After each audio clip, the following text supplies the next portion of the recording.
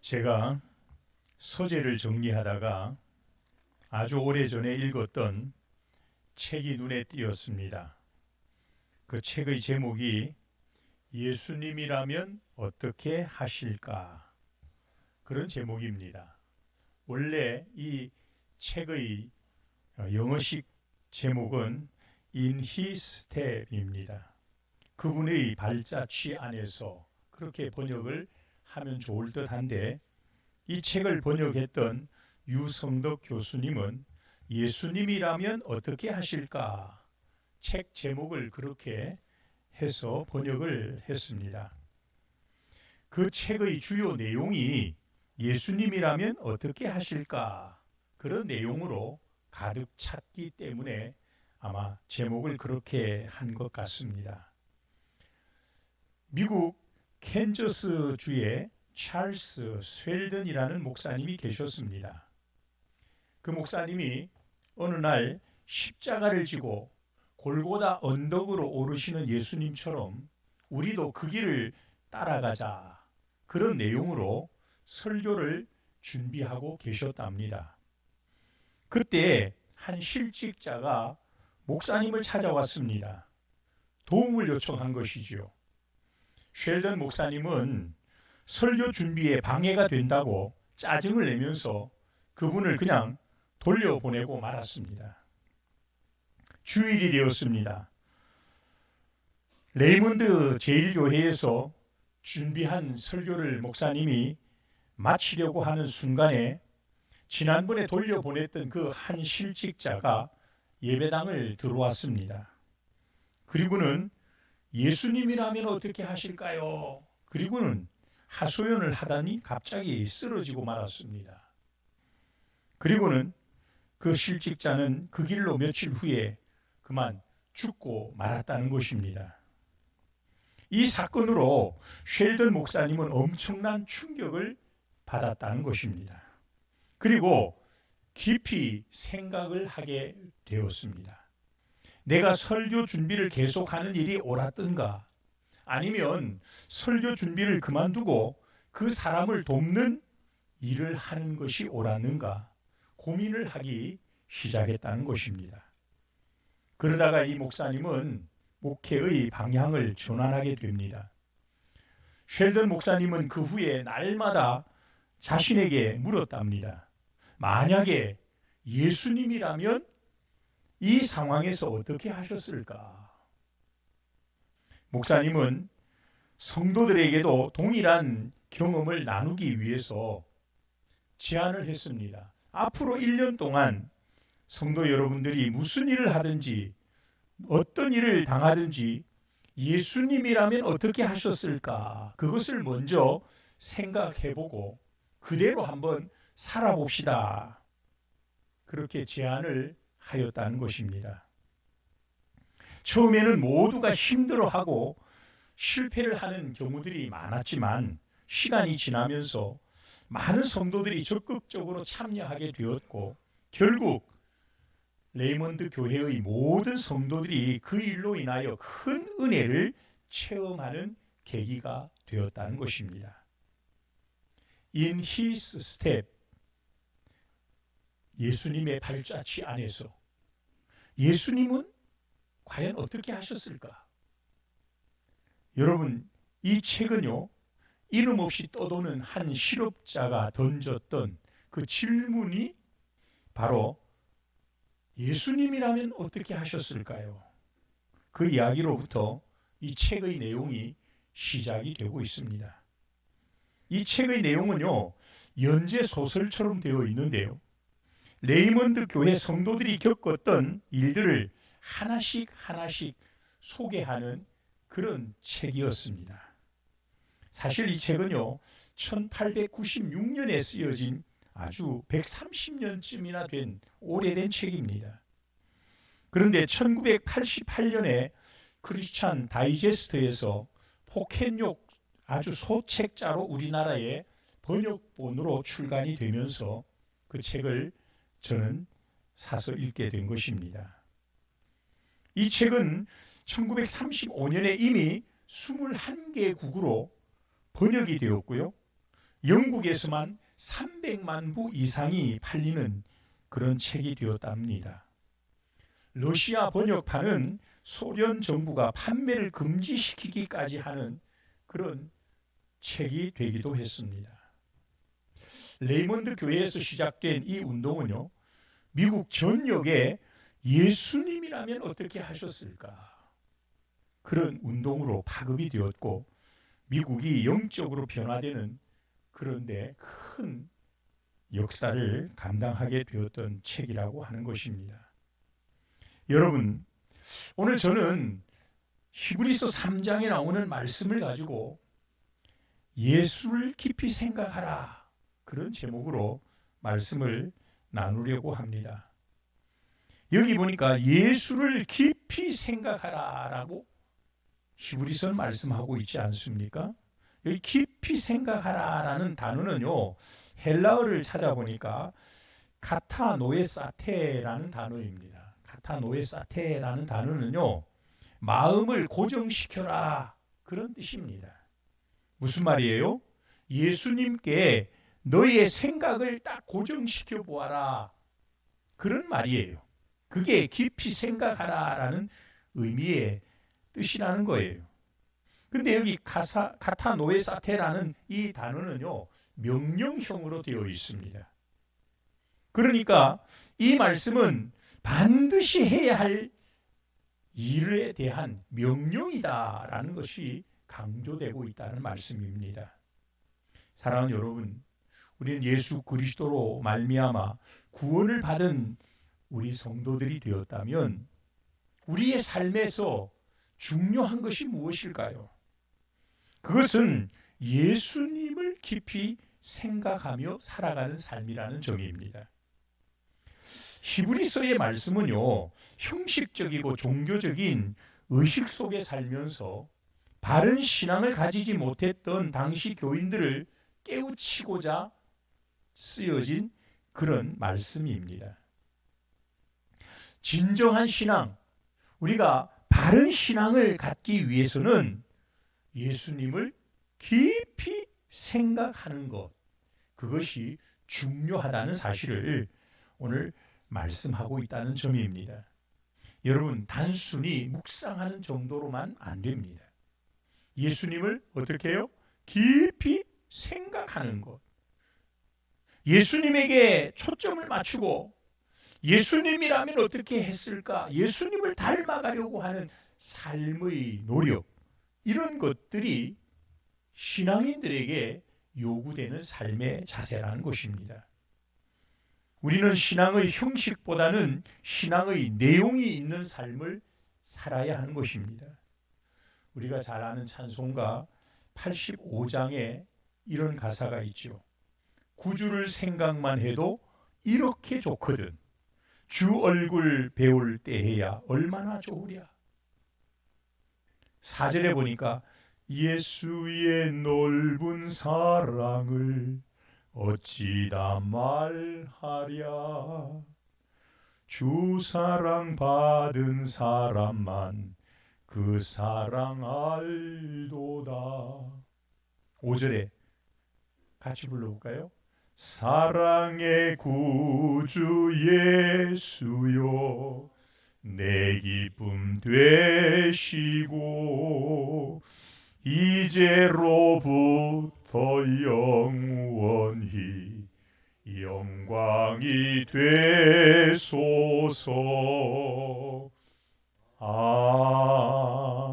아멘. 그렇습니다, 여러분. 우리가 어려운 상황과 환경에 처할수록 우리 그리스도인들은 예수를 깊이 생각하는 자세가 중요합니다. 예수를 깊이 생각하라, 이 말씀이 주는 의미가 무엇인가? 저는 좀 더 깊이 들어가 생각하려고 합니다.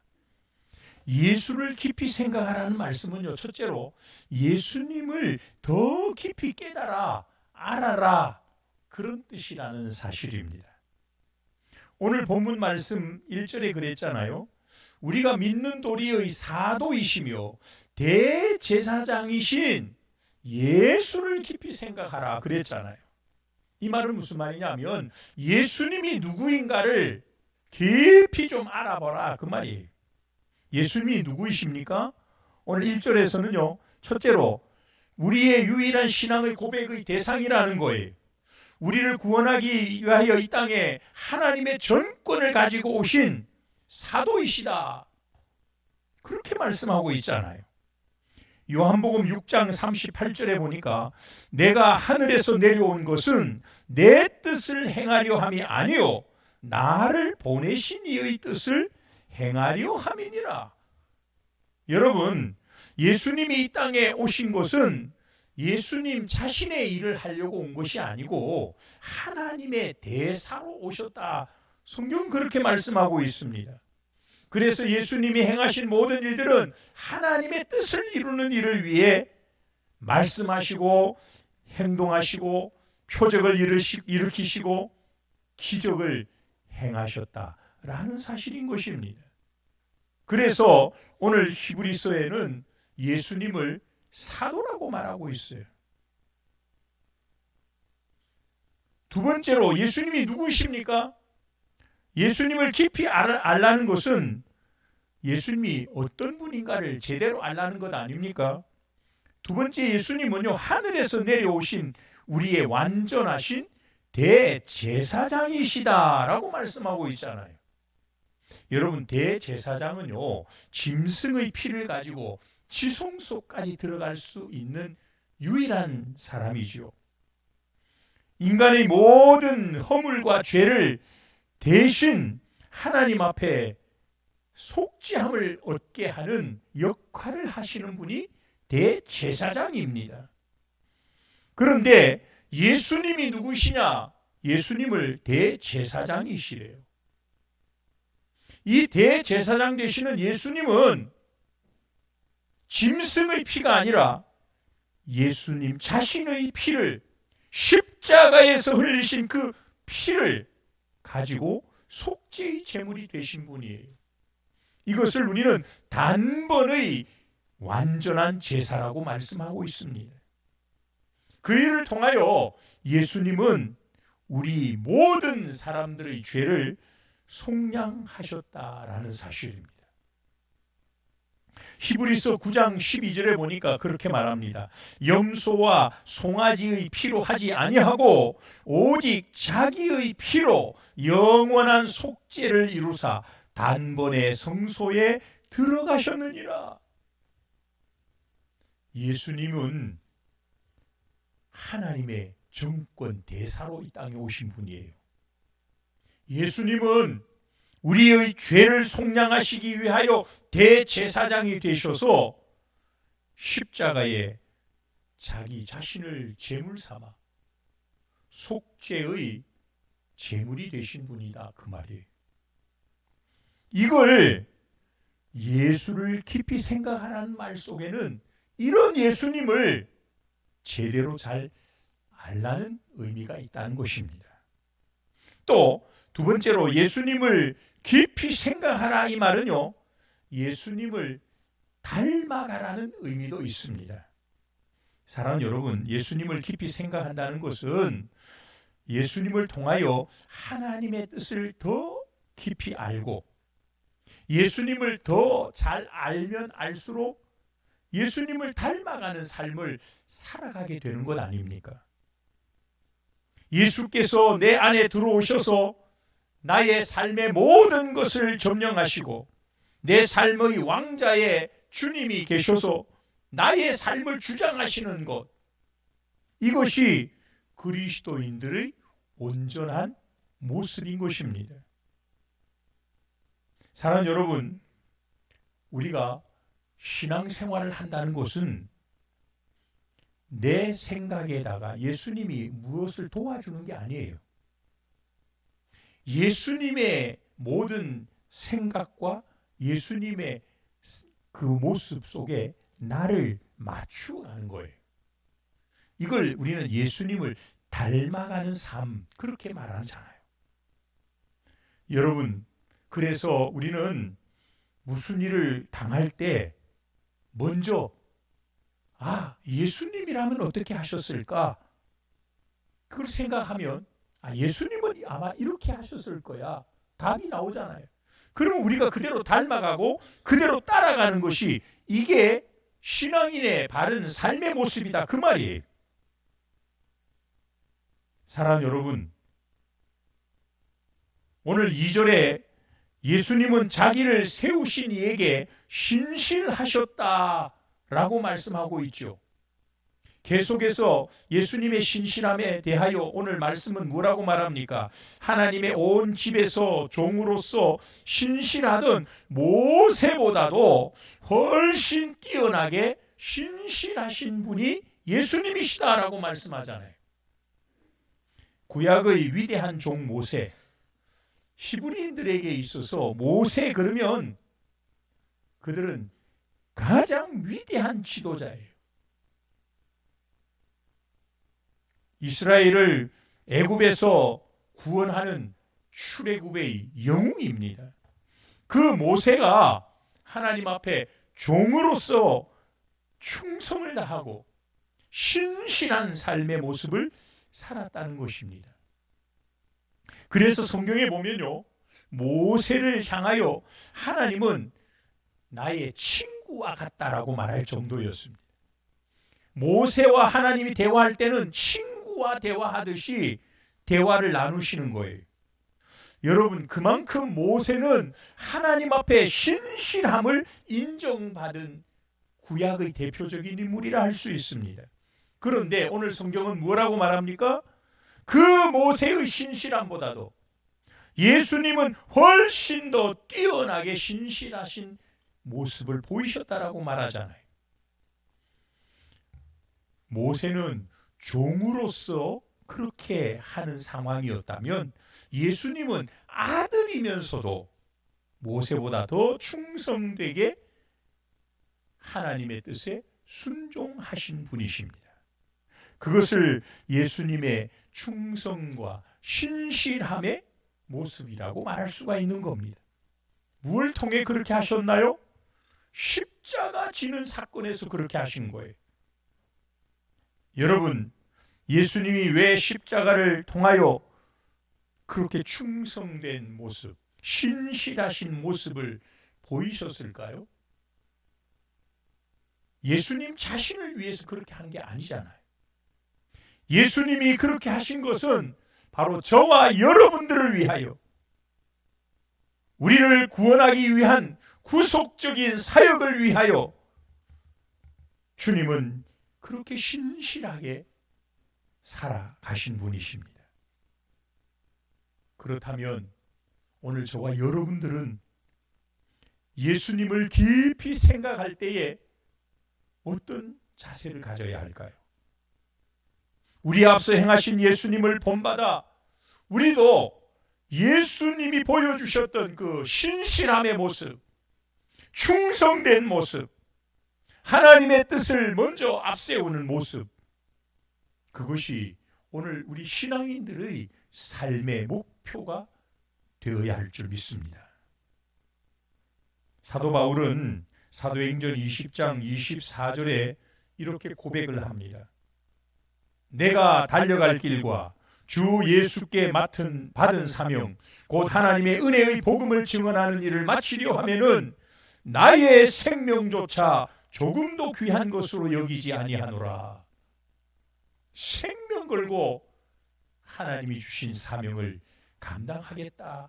그것이 바울의 고백 아닙니까? 사랑하는 여러분, 십자가에서 죽기까지 충성하신 예수님을 본받아 죽도록 우리도 충성하는 귀한 삶을 살 수 있기를 주님의 이름으로 축복합니다.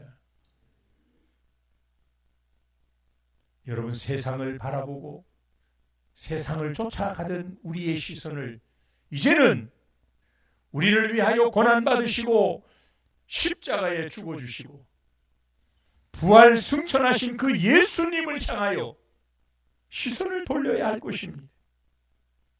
예수님을 바라보며 예수님을 닮아가며 예수님이라면 어떻게 하셨을까를 깊이 묵상하며 생각하며 그렇게 살아가는 우리가 되어야 할 줄로 믿습니다.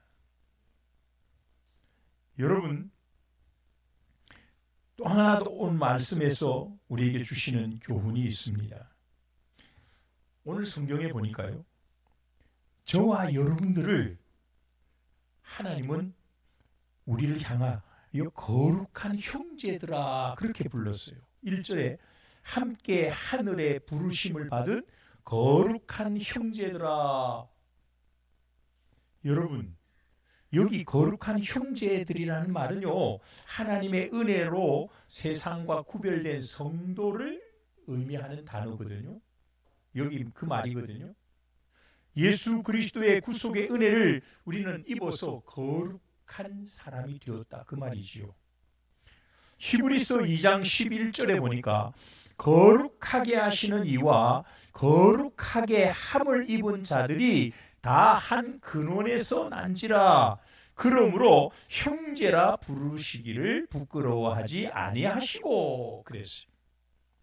여러분, 거룩하게 하시는 예수님께서 거룩하게 함을 얻게 된 우리와 형제라 하기를 부끄러워하지 않는다는 거예요.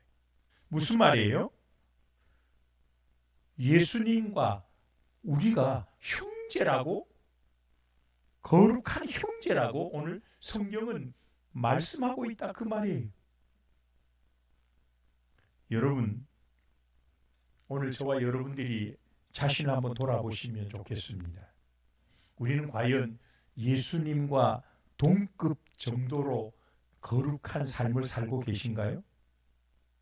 그래서 예수님이 나를 거룩함의 형제로 똑같이 부르셨으니까 나도 예수님과 같은 동급이 되었다. 여러분, 그렇게 생각하신 분이 있나요? 저는 그렇지 않아요. 우리의 거룩함은 사실 완전치 못한 것이 아니겠습니까? 그래서 오늘 성경은 우리로 하여금 예수를 깊이 생각하라라고 말씀한 것 같아요. 아직 우리는 온전하지 못했기 때문에, 비록 예수님이 우리를 형제라고, 거룩한 형제라고 부르긴 했지만, 그럼에도 불구하고 예수를 깊이 생각해야 하는 이유는 자꾸 예수님을 닮아가야 하기 때문에 그런 거예요.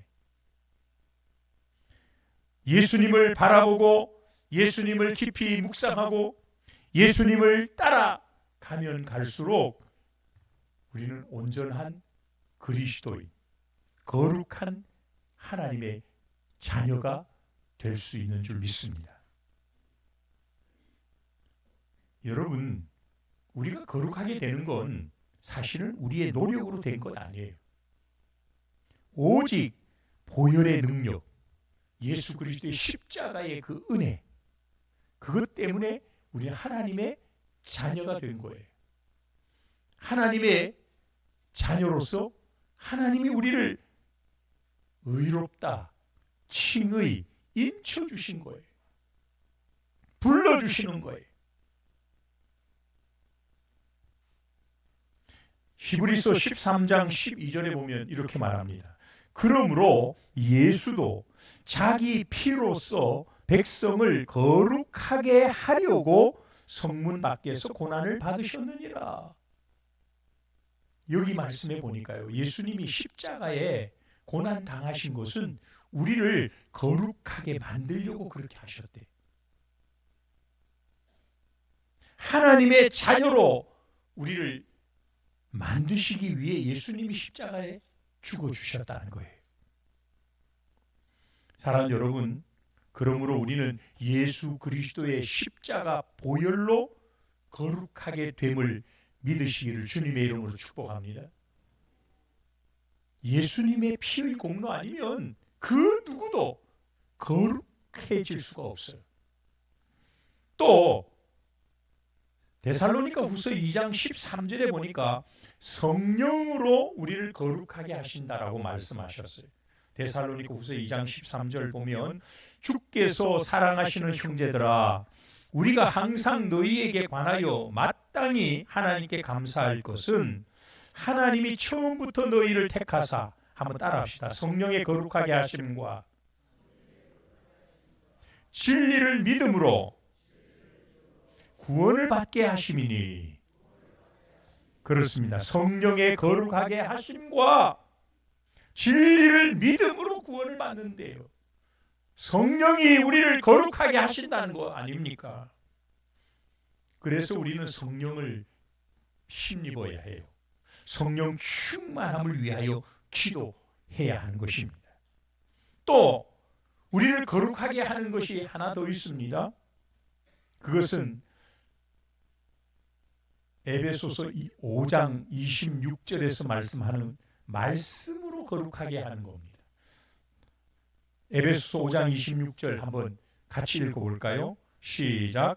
이는 곧 물로 씻어 말씀으로 깨끗하게 하사 거룩하게 하시고, 말씀으로 깨끗하게 하시고 거룩하게 하신대요.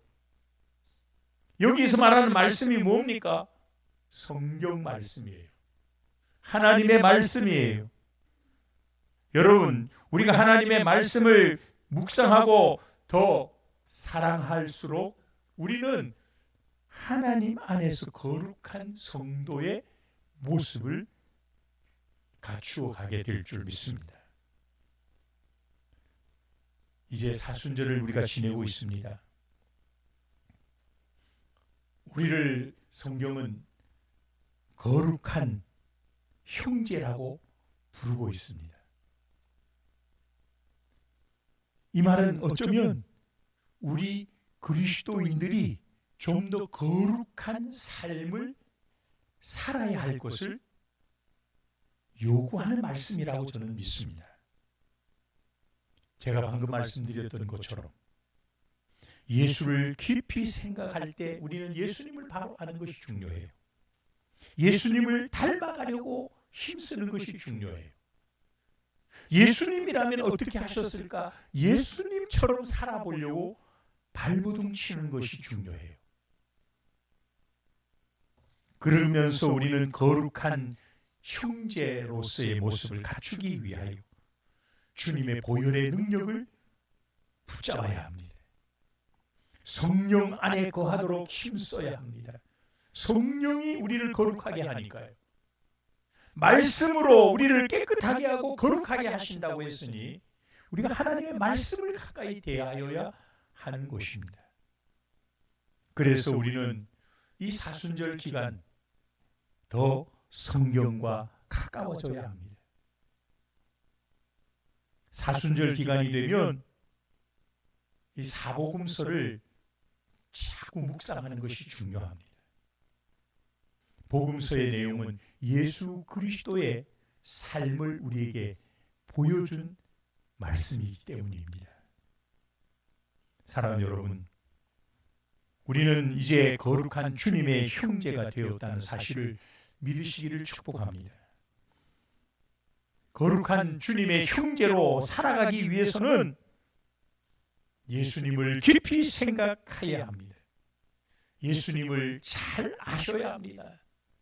예수님을 본받아야 합니다. 십자가를 의지하시고 성령 충만함을 위하여 기도하시고 말씀과 날마다 교통하는 삶을 살아가는 이런 사순절이 되었으면 좋겠습니다. 주님은 얼마나 신실하신 분이신가요? 한번 말씀하시고 약속하시면 반드시 지키시는 분 아니십니까? 모세가 구약의 신실함의 대표였다면 그 모세보다도 훨씬 더 신실함과 충성됨에 뛰어나신 분이 예수 그리스도이셨던 것처럼 오늘 저와 여러분의 삶 속에 좀 신실한 그리스도인의 향기가 나타날 수 있기를 바랍니다. 세상이요, 그리스도인들을 향해 손가락질을 합니다. 저게 예수쟁이래. 예수쟁이들 보면 밥맛이 없어. 재수가 없어. 왜 그러는가요? 그리스도인들이 신실하지 못해서 그래요. 그리스도인들이 세상에 향기를 발하는 것이 아니라 악취를 풍기기 때문에 그런 거예요. 우리 한 사람 한 사람들이 작은 예수가 되어야 해요. 그래서 우리를 바라보는 세상이 예수님을 우리를 통해 볼 수 있어야 하는 거예요. 오늘도 비가 예고되어 있었는데 은근히 걱정 반 하면서 기도를 했잖아요. 오늘 전도를 해야 되는데 하나님, 전도할 동안만이라도 날씨를 좀 형통하게 해주십시오. 여러분, 우리가 나가서 예수 그리스도를 전하는 것은 우리를 위하여 십자가에 대신 죽어주시고 우리를 구원하시고 우리를 하나님의 백성 삼으시고 거룩한 형제로 삼아주신 그 하나님의 은혜에 감사하여 이 그리스도의 삶을 세상에 나타내는 그런 우리의 활동인 것입니다. 오늘도 그런 삶을 통해서 참된 그리스도인으로 살아가는 저와 여러분 되시기를 주님의 이름으로 간절히 축복합니다. 기도하겠습니다. 거룩하신 하나님 감사합니다. 오늘도 말씀을 주시고 예수를 깊이 생각하는 삶을 통하여 예수님을 알고 예수님을 본받아 살기를 원하시는 하나님의 뜻을 이 시간 함께 나누었습니다. 우리가 주님을 더 깊이 묵상하며 닮아가는 우리가 되게 하시고 예수 그리스도의 신실함을 우리도 본받아 세상의 그리스도인으로서 향기를 바라는 우리들 되게 하여 주시옵소서. 주 예수 그리스도의 이름으로 간절히 기도드리옵나이다. 아멘.